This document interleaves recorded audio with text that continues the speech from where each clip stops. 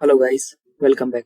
Last की video में हमने डिस्कस किया था कि जो NG4 होता था एंगुलर 16 में, वो एंगुलर 17 में उसका सिंटेक्स क्या हो गया है। तो इस वीडियो में हम बात करेंगे कि स्विच केस कैसे अब हम स्ट्रक्चरल डायरेक्टिव एंगुलर 17 में लिख सकते हैं कि उसका सिंटेक्स क्या है। तो मैं आपको बताने स्टार्ट करता हूँ। सबसे पहले हम सिंटेक्स बनाएंगे @switch। यहाँ पर हम एक अपना वेरिएबल देंगे जो हमारा टीएस फाइल से आएगा। उसके बाद हम केसेस बनाएंगे। केस 1, इसमें आप कुछ भी टेक्स्ट लिख सकते हैं। मैंने आपको लास्ट की वीडियो में जो एंगुलर 16 की स्विच की जो सिंटेक्स थी मैंने आपको उसमें बता दिया और अच्छा एग्जांपल लेके चला। मैं वीडियो शॉर्ट करने के लिए बस मैं आपको सिंटेक्स बता रहा हूँ यहाँ पर कि हम सिंटेक्स किस तरीके से ले सकते हैं। तो आप यहाँ पर कुछ भी लिख सकते हैं, जैसे केस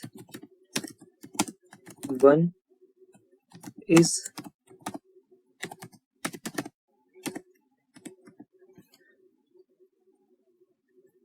कंप्लीटेड।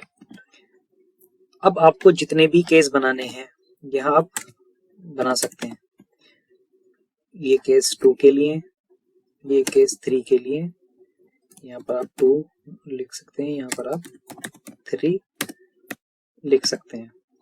अब ये जो वेरिएबल है, इस वेरिएबल को हम अपनी टीएस फाइल पर असाइन करेंगे और मैं भी आपको फिलहाल इसमें कुछ वैल्यू नहीं दे रहा।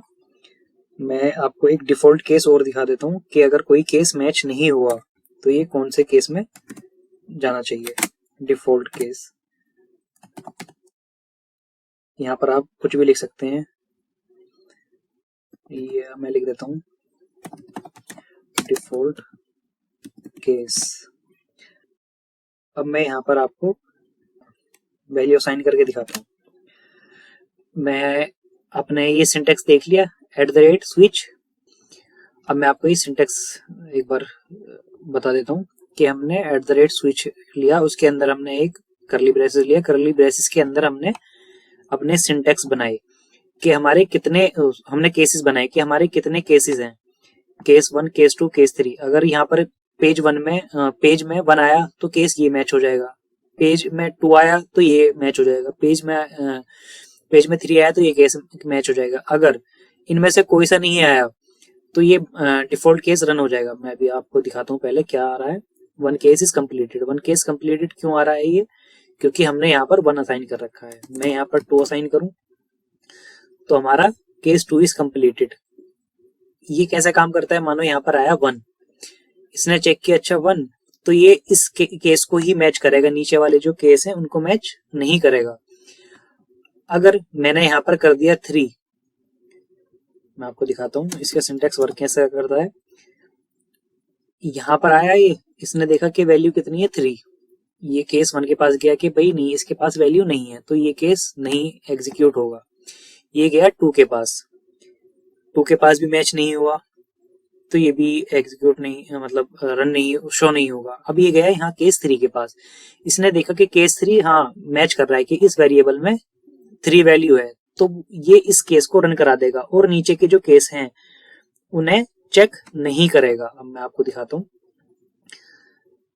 Case 3 is completed. और अगर मैं यहाँ पर 2 करता हूँ तो ये कैसा वर्क करेगा? ये यहाँ पर गया, देखा केस 1 मैच नहीं करा, यहाँ पर गया केस 2 मैच कर गया, और इसके बाद ये जो सिंटेक्स है हमारा, ये इसको रेंडर ही नहीं, मतलब इसे चेक भी नहीं करेगा कि ये वैल्यू सेटिस्फाई कर रही है या नहीं। तो ये यहाँ पर जाएगा और 2 को रन करा देगा। और अगर कोई केस नहीं हुआ यहाँ पर, मान लीजिए कि मैंने लिख दिया यहाँ पर 5th या 4th भी लिख दिया, मतलब असाइन कर दिया मैंने, तो ये क्या होगा कि 1 मैच करेगा, 2 को मैच करेगा, 3 को मैच करेगा, इनमें से कोई सा मैच नहीं हुआ और ठीक है, और केस है भी नहीं, तो ये डिफॉल्ट वाले केस को रन कर देगा यहाँ पर कि कोई कंडीशन मैच नहीं हुई।